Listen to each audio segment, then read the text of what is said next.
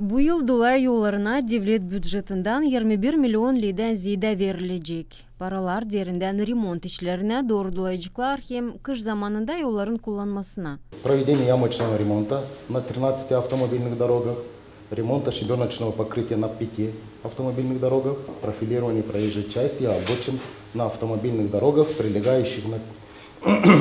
пролегающих на территории Гагаузии и находящихся в ведении Главного управления строительства и инфраструктуры, и которые являются связующими дорогами между населенными пунктами.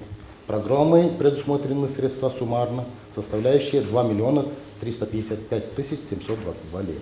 Finanslar kararlı yolların korkunçsuz durumuna getirme, beyaz sınırları çizme, yol nişanlarını koyma ya da değiştirme. 2023 yılda автономияда буыра 481.170 kararlı. Содержание дорог в зимнее время предусмотрена сумма в районе 306 тысяч 6 лир.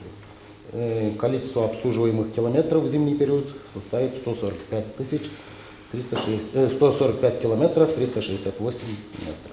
Bakanlık Komiteti'nde belli ettiler o yolların paylarını аңғыларында başarıldı işler ya da yapılacaklar. Капитальный ремонт автомобильных дорог. Что сюда входит? Что подразумевает? Проведение работ по капитальному ремонту автомобильной дороги Л-627. То есть, если в народе, это Джалтайская дорога, Джалтай-Рублев. Данный объект реализуется начиная с 2021 года, и программой на 2023 год предусмотрено его полное завершение для полноценной эксплуатации данной дороги. Сметная стоимость работ составляет 15 миллионов 507 тысяч 599 лир. Kırılanlara götüren yolun bir payı yapılacak. İşlere lazım olacak 1 milyon 911 bin lei.